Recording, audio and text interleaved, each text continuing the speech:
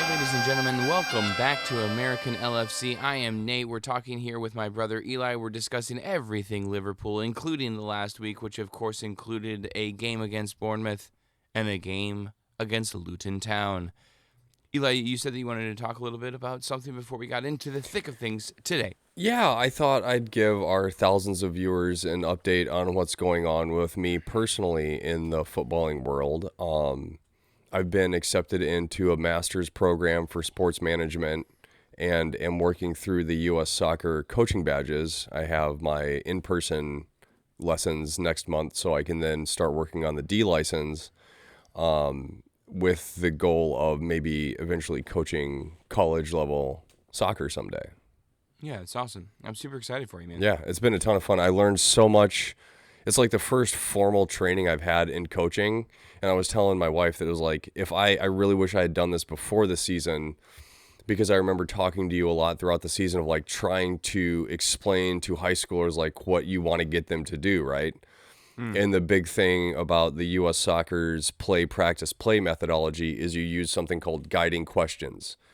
And that way you're getting the athlete or the player to come to the conclusion on their own instead of you just like dictating to them what you want them to do, right? So instead of, hey, you need to move here to find the open space, it's what should you be doing right now when you don't have the ball and your team is attacking into the final third?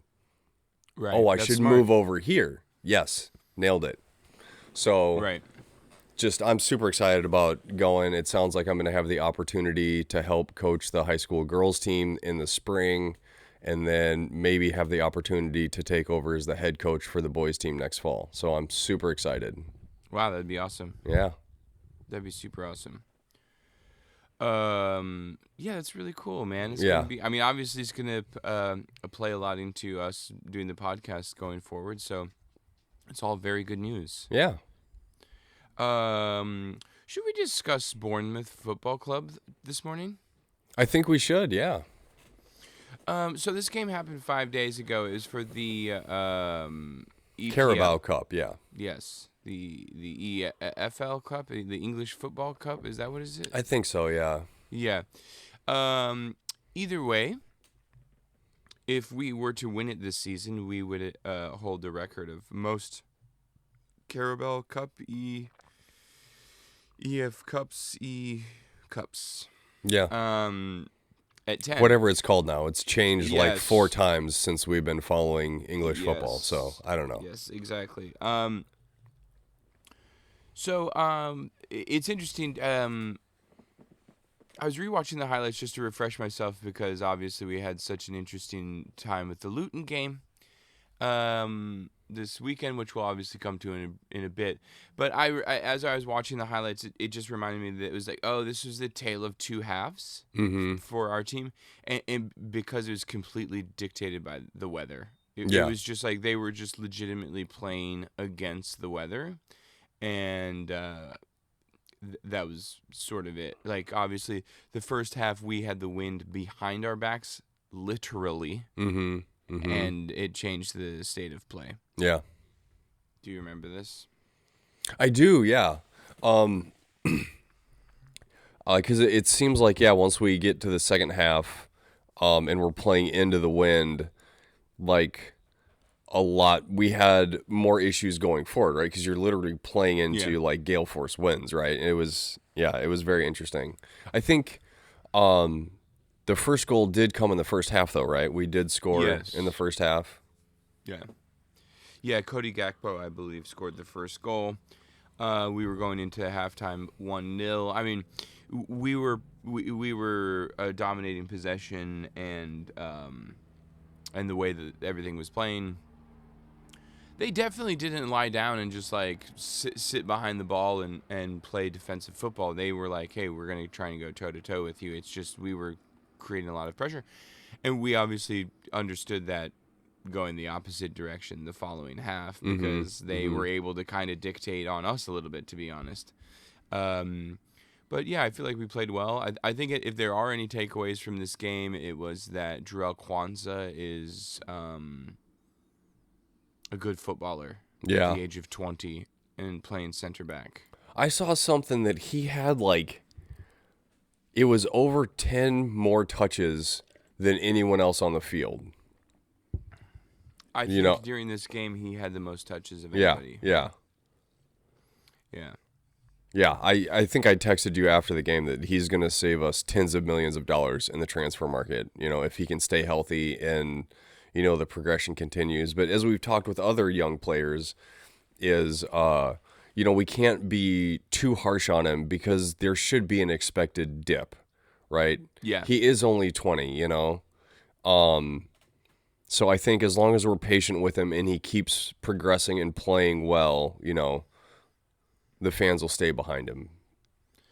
Yeah, I think so too. And it's like, Klopp has shown repeatedly that he trusts in players when he trusts in them, no matter what their age, right? Yeah. So, Harvey Elliott's always getting a game. Curtis Jones, whenever he's available, is getting a game. Trent Alexander-Arnold is the best example of this, which Right. is that, he started at 18 and hasn't been dropped. So, Right. And I think the thing is that it's like if he just shows his value, Klopp will continue to play him, and he played an incredible game. Yeah. So, second half again. Basically, everything our fortunes completely turned. Kelleher couldn't actually kick the ball out of the back, Right. out of the back at all. It was like, I think there was literally one goal kick that he kicked it, and it started like it went towards the halfway point and then started going backwards. Yeah. Like that's how windy it was. Yeah. They ended up pulling a goal back somewhere in the 70th minute on a corner kick. In swinging corner kick, the wind helping it out. Somebody at the back post. It's just whipping through there. And then I don't know if you remember this, but Darwin Núñez comes on a couple minutes after that. Obviously, we're trying to grab the game by the scruff of the neck, and Darwin gets an incredible through ball, I believe, by Mo Salah on transition after a set play from them, and he absolutely bottles the first touch. Mm-hmm. Takes him out super wide. And then he's like, whatever. The whole crowd laughs at him. Yeah, I remember that. I read that in the laugh at commentary that everybody was clapping and laughing at him for his touch. Yeah. And then he just was like, oh, okay, I see your laughs, and I'll just put it in the upper 90. Yeah, I'll hit a whirly from the angle. Yeah. What a shot, too, right? And spoiler alert, he almost does it twice against Luton. You know, same position, same shot. It just doesn't quite come off as well. Yeah. It's interesting. I'm sure that we'll get to it here in a second, because the thing is like, so it's just, if the reason why Erling Haaland will be the most successful goal scorer for a decade, probably, unless he does his knee or something, is because he can score at 6 yards. Yeah. Every time. Yep. Every time he scores at 6 yards. He might be able to score at 18 yards, maybe 20. I'm sure he's got a worldie in him too, because he has an incredible shot. But he scores at 6 yards every time that they get the ball close to him. Mm-hmm. And that's something that we do not have in Darwin Núñez, who can, for some reason, put it in the upper 90, 25 yards out. But then the Luton Town game happens. Yeah. Is there anything else that you want to say about Bournemouth? Bournemouth was like sort of... look, we played Jarell Kwanzaa, Joe Gomez in center back. It wasn't... it's a cup game. It was a lower like sort of tier cup game. Even though Bournemouth put up a great fight, they're an incredible team. And they're in the Premier League this year. It's not like they're a championship team or anything. So, I think it was a solid performance given the conditions, right? You can't ignore what the weather factored into that. So I think, nothing other than Darwin's goal. I think it was, just another good day at the office. Nothing really super exciting. I think Gravenberch had a pretty good game though too, right? It was kind of he dropped off against Luton a little bit, but Yeah, but again, we're talking about young players, and that sort of has to be accepted. And a guy that played maybe 20 minutes all of last year. I mean, that's hyperbole, but he's not in either the mental or physical conditioning to be playing every 4 days consistently yet. I think by the end of the season, it's not going to be a problem. Yeah, agreed. Agreed. Okay, well, I think we can get going on the Luton Town game. Yeah. So this was this past weekend, and we played like we seem to always do against the bottom 3 teams, I guess. Really, I think there's a statistic that you wanted to talk about. You sent me an interesting article yesterday.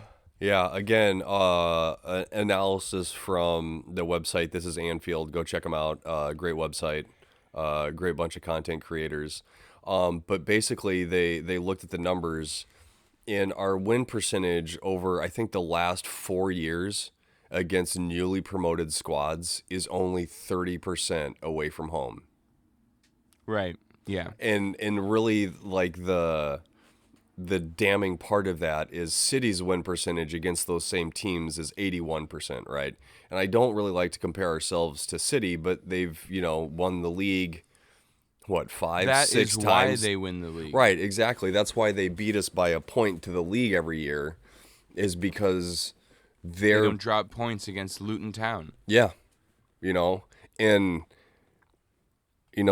I saw some post-match commentary on like Reddit and some other places that were saying, if it hadn't been for Lucho at the end of the game, it would have been one of the biggest upsets in Premier League history. Their starting 11 cost 1.5% what ours did.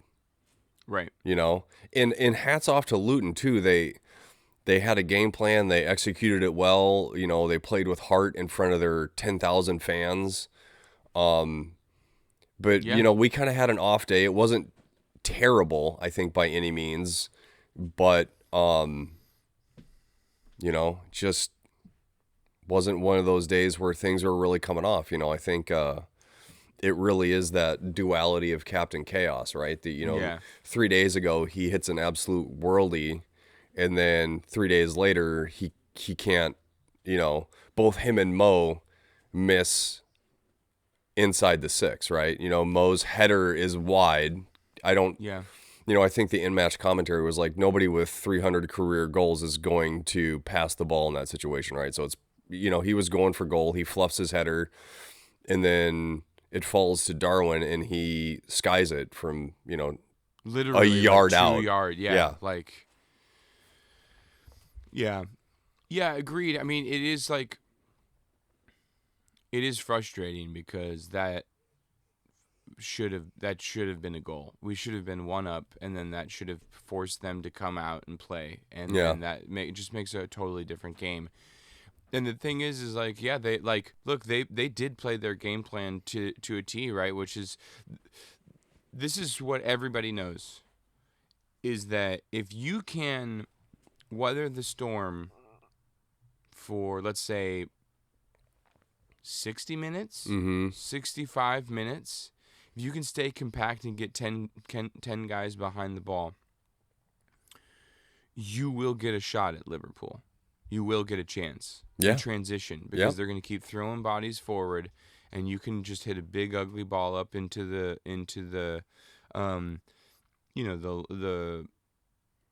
running lanes, I guess. I can't remember for the word is escaping me. Sorry, it's early channel. Everyone for me. Yeah, up in the just blast it into the channel and let a forward run onto it, and you got a God's honest chance of getting a goal. Yeah, you're either going to get a shot or a set piece out of it, and then you have your opportunity.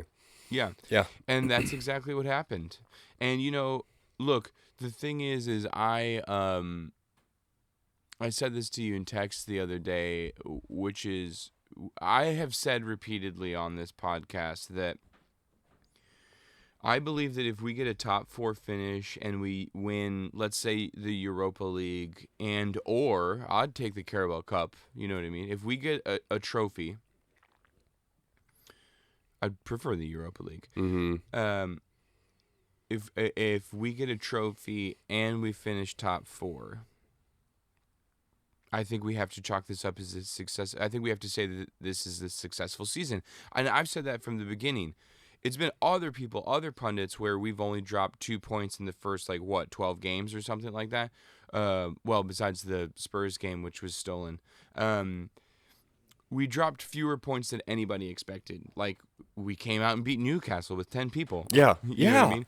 We beat, McAllister got sent off. Like, we played 3 games with red cards in, the first 5. You know what I mean? And we won. Yeah. And I think I mentioned to you, too, when we were chatting between the games or last week, that it's a brand new midfield. They've played just this season together, you know? I think in an ideal situation, Hendo would have gone a couple years ago, and you would have brought someone in at that point, and it would have been more of a slow transition in the engine house of how your system works, right? But instead, decisions were made, and we ended up with a wholesale change of the midfield 3, right? Yeah. And we've beat this horse quite a bit, but Alexis McAllister playing as the 6, doesn't seem great to those of us outside looking in, but it almost seems like that's been Klopp's plan, or at least that's what he's saying, so as not to throw his player under the bus, right? Because Klopp's talked about having an offensive-minded 6 is really good because of his range of passing, right? Like, yes, he does cover the defense well. He's not maybe the tackler or interceptor that we got used to with peak Fabinho, but he does cover the defense pretty well, and his range of passing is what adds, another layer of decision points for the defending team, right? Which, the more decision points you throw at the opposition, the more things they have to think about, the more things they have to try and cover, the more you can create those spaces or exploit, mistakes or weaknesses in what they've got going on. So I get it from a tactical standpoint. It's just, not necessarily what we're used to. I also just don't buy that that's the plan, right? I think that this is a Band-Aid, right? I think it's a Band-Aid. And I'm fine with that, right? I just think we have to be realistic about what it means, right? Because I think we've been repeatedly saying that together that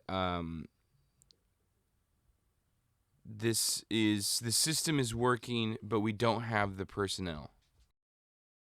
Okay, so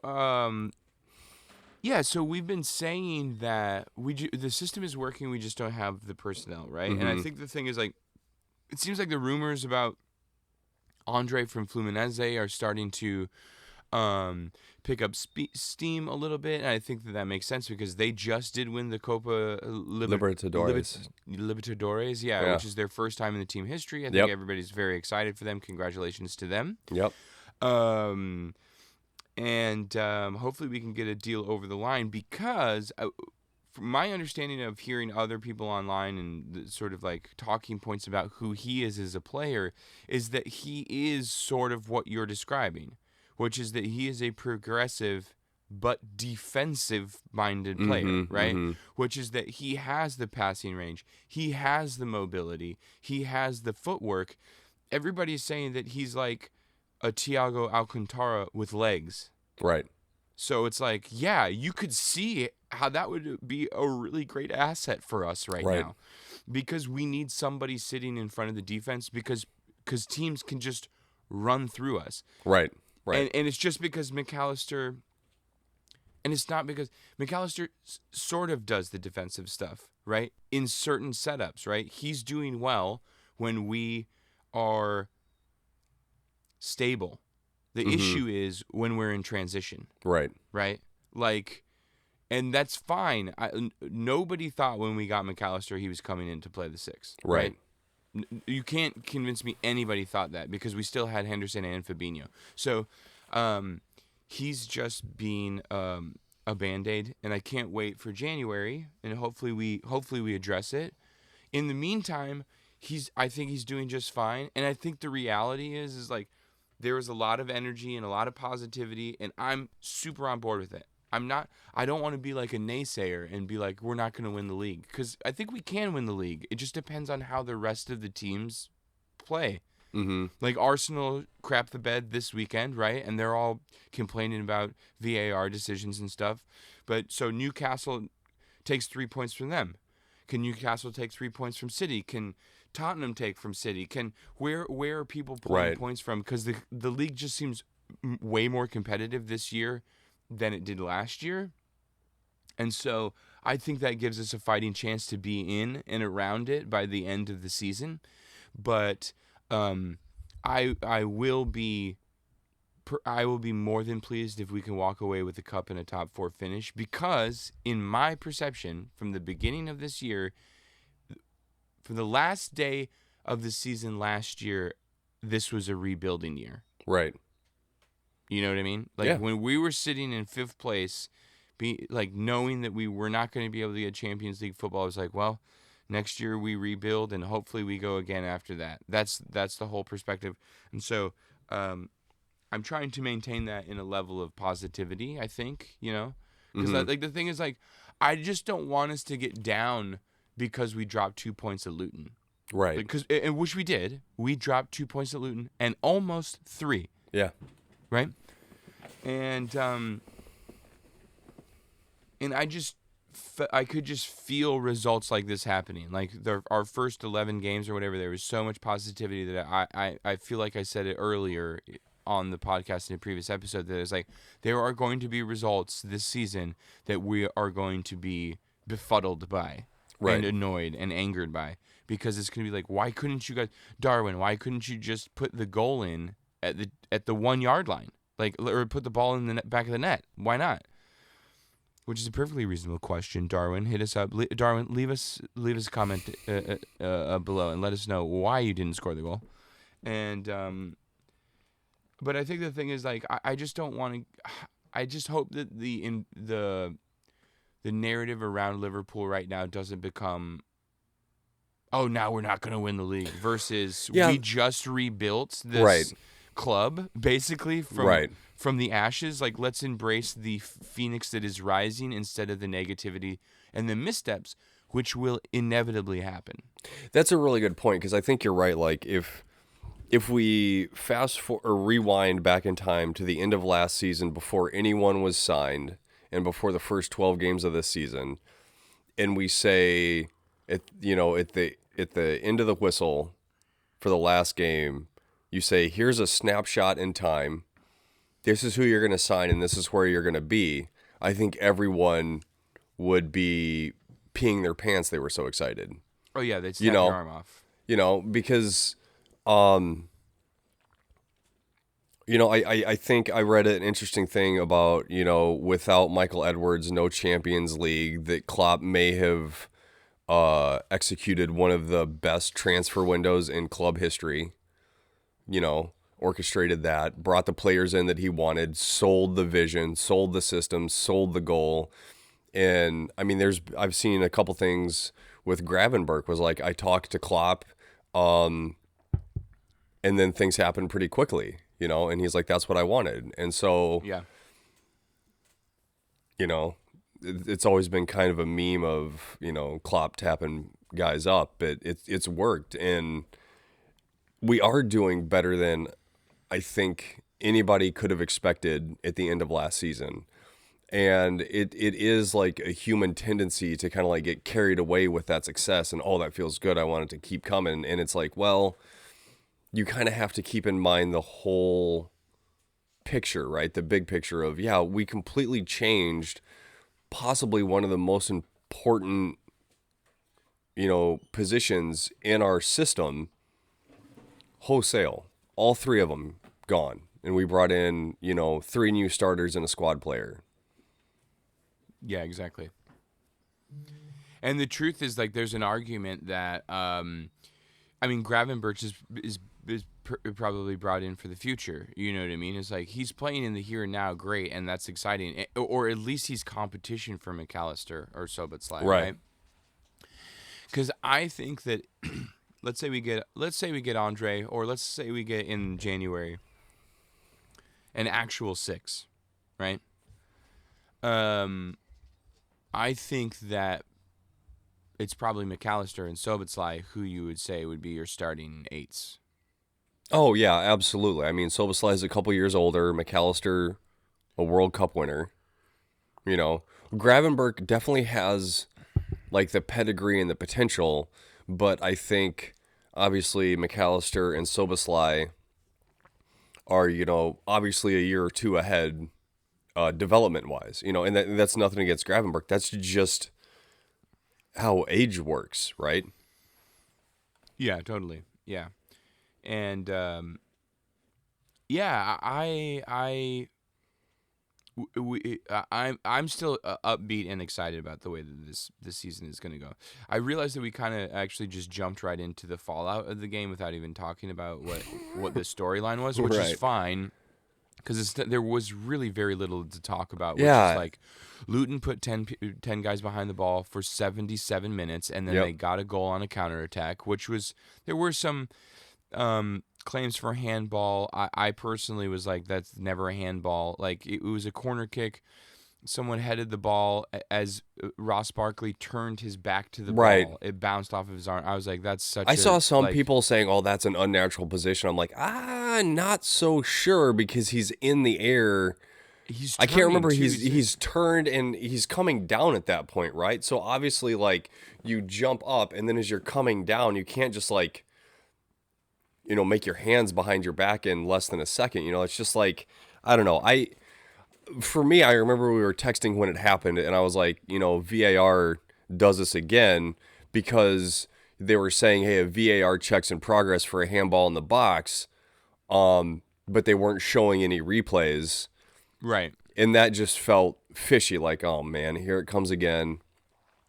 And once they did finally show the replay, I think we were both like, yeah, okay, you can't award a handball for that, you know? No, agreed. But it is interesting because that moment that exactly happened is what all the refs, that's their nightmares, right? Which is that it has to be so clear and obvious. Like they've come out, like I feel like they always say, well, what if, when people are like, why don't you just stop the game? And they're like, well, what if the team goes down and scores a goal at the other end? It's like, you know, like, Right. It's so funny because it's like the example. Yeah. Where it's just like, I'm sure we'll hear ad nauseum about how that proves the system works and there's nothing wrong. yeah, sure. Either way, I think that if people look, there's no way that's a handball. Yeah. If people are like, just give Luton Town their props. They played a good game. Yeah. They knocked us off of our pace and they didn't allow us to play our game as well as we wanted to. I mean, we had tons of opportunities. Nunez could have scored 3 goals in that game. Yeah. In the first half alone. In the first half, right? So he was just off, and that's okay. That's fine. And they worked really hard, and they got a goal, and the stadium was abuzz, and they were about to, you know, take the pelt of a giant, and that's why we watch sport. Like I can like stand back, like I can step back as a Liverpool fan and be like, I get this. I get why this is important for these people that have like they bleed for this club, and like this is huge. Like it was so huge, and the stadium was raucous and it was bouncing and everybody was excited. And then I got to be honest, like the fact that Luis Diaz comes on, it just adds to the story. Like Right. Yep. Obviously, I'll take the 1 point. Obviously, I'll take the point because I'm a Liverpool fan and I just want us to succeed. But the storyteller in me is also like, man, the Luton Town, there's such a great story behind that, right? Like Right. like you said, it's like their starting lineup is what did you say? 1.5%. Yeah. of what our starting lineup costs. Right. So it's like, great. What an incredible story. And then Luis Diaz, who we haven't spoken about it on, we just said that there's like a tragedy, but we haven't spoken about it. What is it? A military Paramilitary, paramilitary guerrilla group organization in Colombia called the Colombia. ELN. kidnapped Luis Diaz's mother and father. They got the mother back, and it's been like 2 weeks now, basically, that the father has been kidnapped and missing. Well, And hold on. so I'm going to check real quick because I saw something this morning that his release was expected in a number of hours. Okay, well, we'll see because they said that like 5 days ago. So either way, I'll keep. Yeah, okay. Either way, he's been out of training, which makes perfect sense. Like human, like life is more important than football. And he just came back into training like 2 days ago. He comes in like the 80th minute. Like literally, he's on the field for like 10 to 12 minutes, right? And he does immediately make an impact, right? Because he's a new outlet ball for us. He's got the pace to beat their like right back, who's just probably been dogged the entire day by Jota and stuff. He's able to beat him, and they score a goal in the 96th minute. Lucho Diaz scores a goal in the 96th minute. You know, of course, he has a shirt under says that freedom for father on his shirt, like that he raises after he scores. It's like literally this is Rocky. Like if you like this is the story of Rocky playing out in 90 minutes in front of our face. It's like it's I think this is why sport is so compelling and so touching, because it's just unadulterated truth. Like it's just humanity. And it's like, first of all, I'm so glad that he was the one that scored the goal. I would take the goal from anybody, but it's even better that it's from him and that he has the opportunity to like exercise some sort of feeling and emotion as to whatever is going on in his life right now, like the worst thing that could possibly be happening. And he draws us 1-1 in the 96th minute. And honestly, I thought that we were gonna, like, we had the energy and that wins was back in our sails for the next 5-6 minutes of stoppage time. Yes, 12 minutes of stoppage time. I was like, they might actually be able to pull this off and get 3 points. They didn't. Yeah. But anyway, how did you feel when Luis Diaz was the one to score the goal? I'm curious. Well, I think I texted you almost immediately and said I'm glad it was him, right? I mean, Allison came out, I think, after the game and said, football is important because it provides us joy in difficult times, right? And it's a distraction from what's going on. I think about we are Liverpool, this means more marketing videos that LFC did like 5 years ago. And there's a line in there where Klopp says, this is why you look forward to the end of the shift, to the end of the week, to the end of the storm, right? Yeah. Because there's a golden sky.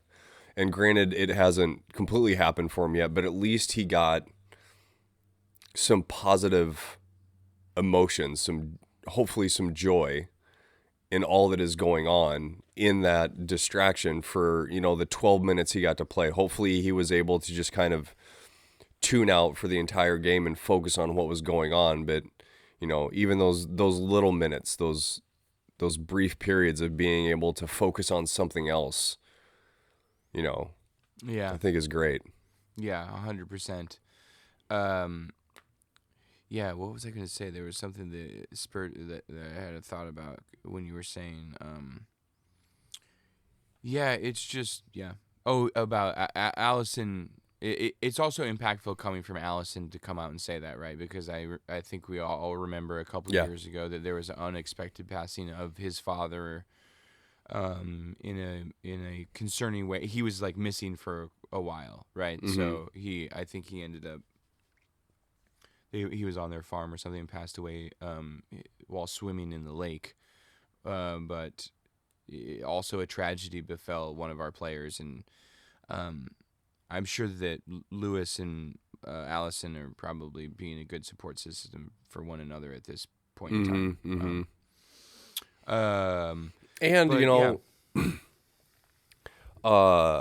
There's the quote of all the unimportant things in life, football is the most important, right? But man, where was I going with that?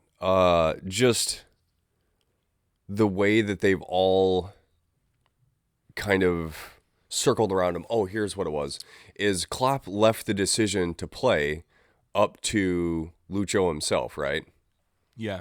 Nobody in the organization was saying, "Hey, you got to play. This is an important game," because compared to what he's going through, it's not important. Right. Yeah, of course. Yeah. It's like that's just a humanity thing, Yeah.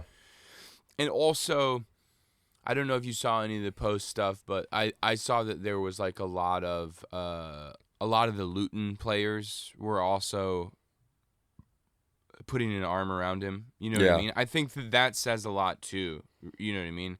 I mean, obviously the fans and the players are different because I think that there was some controversy Yeah. about them. I don't even know if having we tried- should. Yeah, but the players definitely. I saw several of them.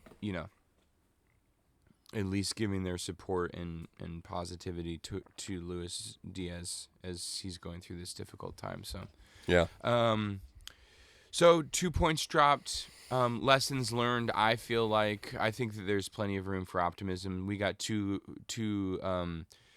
cups still well on the table. I mean, honestly, in the Carabao Cup, we are the highest ranked team as of right now. Newcastle and Chelsea play one another, so either one of those will be knocked out. We play West Ham. West Ham, yeah, that's right. And then I think we'll see. Which I think is great because Moyes' record against us is absolutely atrocious. So hopefully I didn't just jinx it, but yeah, geez, okay. Everybody remember Yep, this. yep. Remember Eli's words. So I guess before we get on to the last little thing I wanted to talk about with Karma serving a certain London team, you want to take a quick second to look forward because we play Toulouse on Thursday again. Oh, okay. So I believe we have already secured the next round, right?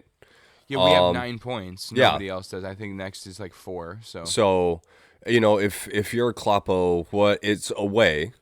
They're currently in 14th place. I saw they just lost their game over the weekend, conceding in like the 96th minute.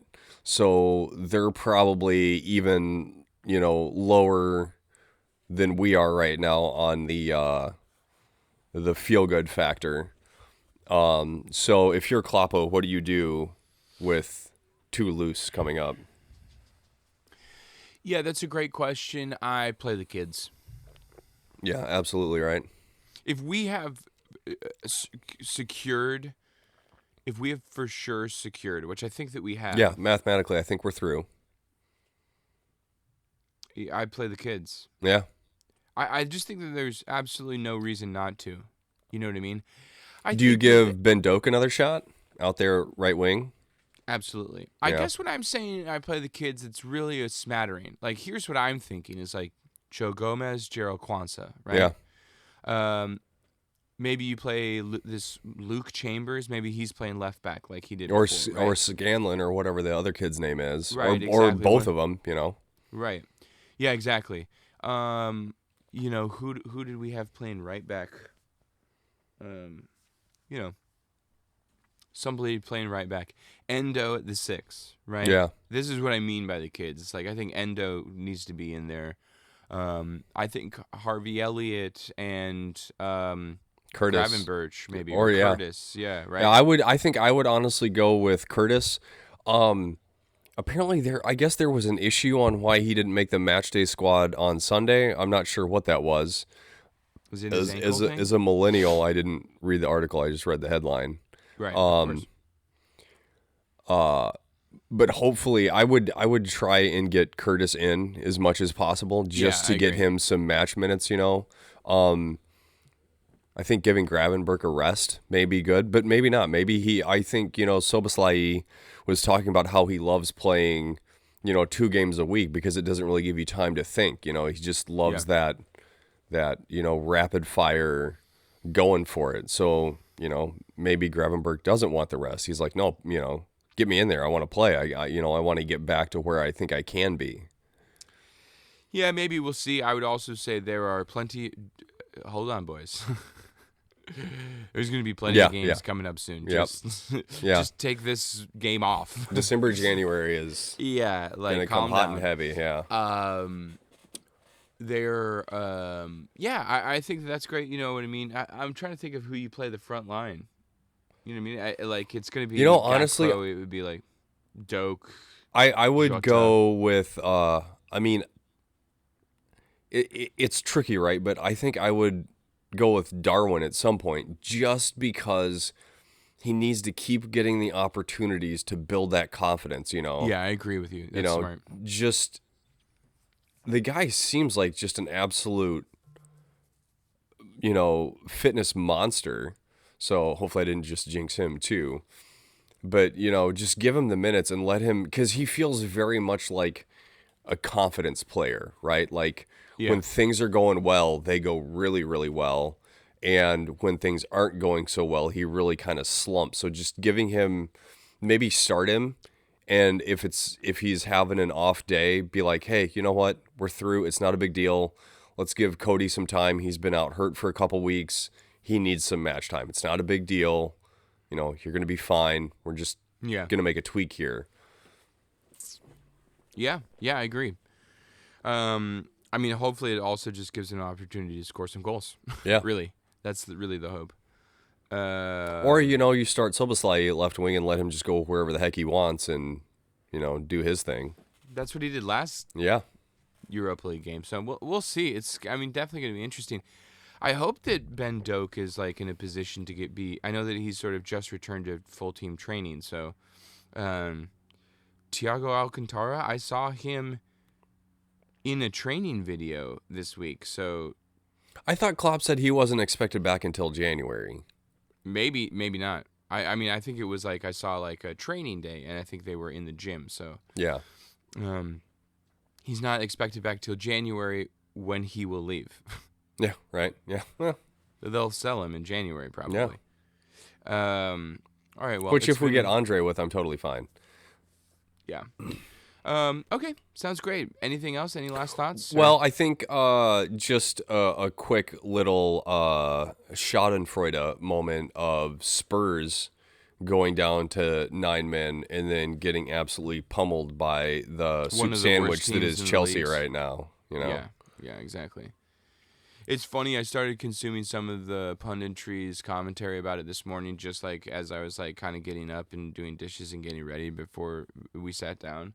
And everybody, the first thing that everybody says is wow, bold strategy from Tottenham Hotspur because Chelsea are garbage. Yeah, right. It's because they were because I think if they would have just played a low block, they probably could have gotten something out of the game. Yeah, with right. 9 men. Yeah. Yeah, because are you really going to pull a high line with 9 men against Raheem Sterling and Mudryk or whatever his name is? Two very pacey dudes. Yeah. Who I think has he is just above Nunez in the fastest sprints in the Premier League too. So yeah, they're fast. No, it was a terrible idea. Look, here's what the deal is. Postecoglou played that way, and he came out and said that he'll always play that way as fan service, right? Mm-hmm. Tottenham Hotspur fans just came off of Jose Mourinho and Antonio Conte, who all they did was put 10 men behind the ball and then wait for somebody to mess up. And it was not beautiful football, and they're not interested in it, and it's they were just a low block, vaguely counterattacking team with Son and Kane for the last 5 years. Yeah. And they're we're over it. And Postecoglou came in and was we're playing fast, high line, flying football, and that's how we're going to succeed. And we die by the sword, we live by the sword type thing. Mm-hmm. And it's so. I get it, but I don't know. There were a lot of people saying, they were expecting Spurs to start dropping points pretty quickly. I think that's a I don't think that's a fair representation of this one particular game. Well, hold on though. They had 2 players go off with non-contact injuries. Okay. And so a lot of commentary was saying he has run his team into the ground by the beginning of November. The rest of this season is going to be tough. Because they don't have the depth. They don't have the depth. I don't really pay attention to Spurs whatsoever, so I don't know what their preseason was like, but it seems like they maybe weren't physically ready for what he was going to try and do, and now they're paying the piper, you know? Right, he's a who's the Argentine guy that used to manage Leeds? Bielsa? Yeah, they're going to do that sort of situation where he just runs them into the ground, they fall apart. Yeah. Like literally, the team will fall apart. Yeah. Yeah. I guess that's all a fair comparison. I did watch the highlights. By the way, we'll get off of this really quickly and we'll head out. I think that because of the way that Arteta responded to whatever shenanigans was going on in his day, like Premier League managers need to either just, because they're sort of being babies right now, throwing their toys out of the bath, right? Yeah. Klopp was perfectly reasonable in the idea that, like, we need to bring charges to the PGMOL because they messed up and they could have affected us dropping points, which could literally prevent us from winning the league at the end of the year. I agree with that. Because that was a wrong decision. Because that is black and white, yes or no. It is offsides or it is not offsides. That is not a subjective decision. That is fact. Arteta is complaining about a series of subjective decisions that are not fact. That is refereeing, and you can agree to disagree. That's fine. But Arteta coming out and then being backed by the club, it's diluting what Liverpool did, and it's also making it a trend of being babies. It's categorizing Liverpool as being babies, just like Arsenal is being babies. It's just like when Liverpool came out and said, this is unfair, this was a clear mistake that needs to be fixed. Arteta's response was like, mistakes happen. Yeah. Right. Okay. So sorry, Mikel. Mistakes happen. Right. Yeah. So now I know that I'm going off of the rails here a little bit. The problem is people just need to get their head figured out a little bit here, because yesterday's game was an abomination. There were 5 goals chalked off. Right. By VAR. 5 goals. 10 goals were scored during that game. Yeah. And 5 of them were chalked off. And like they had like 900 minutes of stoppage time because every decision is because the PGMOL and all of the officials keep messing up, because the standard of refereeing in the Premier League is atrocious, because they won't just take simple steps to allow us as consumers of the product into the process. Like, I don't know, maybe putting the replays up at the stadium and allowing the VAR decisions to be broadcast so that the people in the stadium can actually hear what they're talking about. It's absurd. Did you hear what happened with Aspas in Spain? He broke the VAR monitor after a controversial VAR decision. He walked over and smashed it on the ground. Oh, really? So that they couldn't go to the VAR? Well, no, I think it was after my understanding is it was after the VAR had made their decision. He wasn't happy with it and went over and smashed the monitor on the ground. Right. So, but then the idea is that they can't use the monitor for the rest of the game. Right. Here's you all I can will take say. the boy out of Liverpool, but you can't take the Liverpool out of the boy, I guess. Yeah. I guess the thing is that I'll say this this season has been and we're barely even a third of the way into it. This season headlines have repeatedly been about VAR and decisions that were missed instead of people playing football. Yeah. And I think that is a problem. I think that yesterday's game was laughable. Like, I'm talking about the officiating of this game.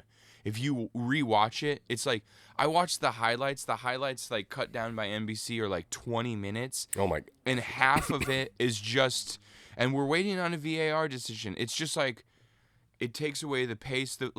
Poetry in motion does not exist in football anymore. Right. It doesn't, because there's no motion.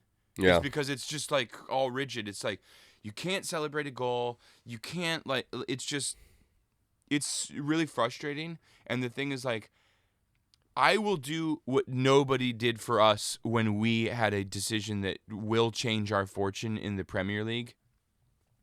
I will say, as a fan of Premier League football, even though I support Liverpool, this is a problem, and it's affecting other teams' position in the table and ours as well, and people need to rally around each other, and there needs to be wholesale changes in the way that the game is refereed, and that isn't just about tribalism, and people need to shut up about it, like Arsenal fans complaining about, oh, just get over it because we didn't get a call at Brentford last season. Well, you guys should have said something about the call at Brentford, and we should have stood up and say this isn't right as well. Right. And the thing is, like, the PGMOL has to be the one that is getting this the pointed, and they need to receive our ire, not each other's being like tribalist and be like, well, get over it, put on your big boy or girl pants. It's like, no, you guys got cheated too, and that's okay, and it will probably all come out in the wash. That's the way that football works. But, like, let's be realistic about this. And the thing is, like, I don't think that I don't even know if there were any messed up calls in the Chelsea Spurs game yesterday. I don't know. But what I will say is the officiating is taking the stage, and that dilutes the product. Mm-hmm. And that's a problem. Yeah. Like, for example, and this is the last thing I'll say, and then we can leave it. Sorry. That's okay. The first red card that Spurs got was the exact same type of tackle that Curtis Jones did. Straight red, right? They have to stop giving red cards for this. People,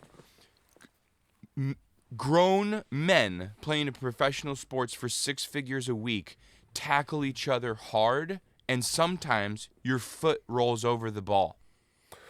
Yeah, I mean, just as an aside from that, I was reading through the rival thread on Liverpool sub last night, and a lot of comments where Romero was pretty lucky not to have gone off before that for some of the shenanigans he was pulling. So it may have been, well, here's our opportunity to make up for what we messed up, 5 minutes ago. So here's your marching orders. See ya. Okay, I'll buy that because I didn't see the rest of the game. But I will say, in isolation, it's just not a red card.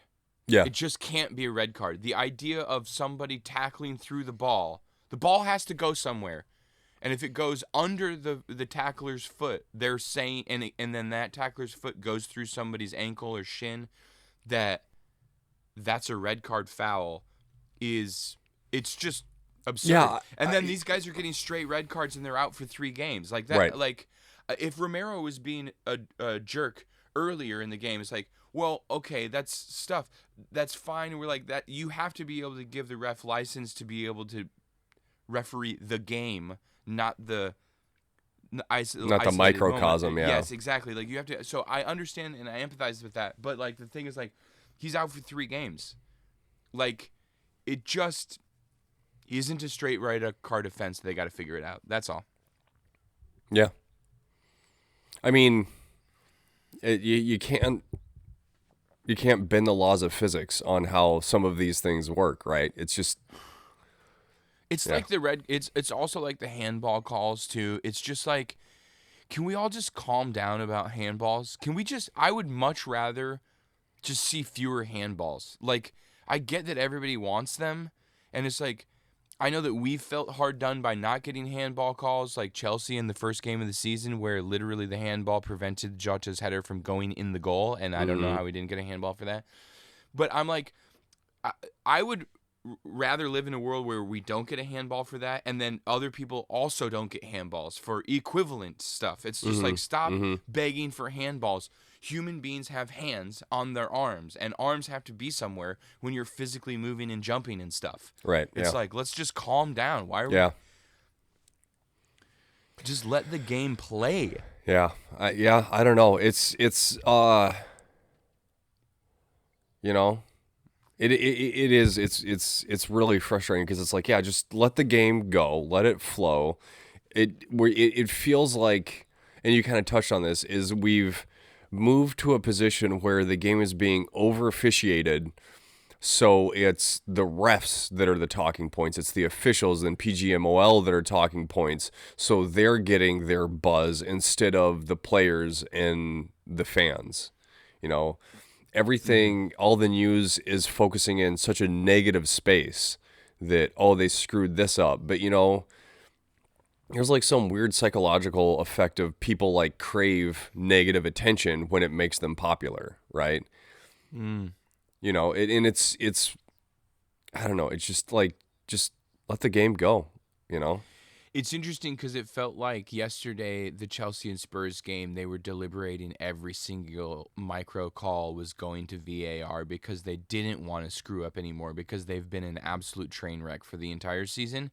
And it was just like, it might have well have been an American football game because of that's like how much it was stopping and going to, it was just like, what an absolute joke. Anyway, get it together, PGMOL. Get it together. Yeah. We can cut that up and splice in rant. Yeah. Nate's rant. Okay, everyone. I think that's all the time that we have for today. Yeah. Thanks so much for getting through this with us. Leave the comments below as to what your favorite straight red card in history has been. Anything else you'd like to say? Oh, no, I'm good. Okay, we'll see you next week. All right, see you next week, everyone. Thanks so much.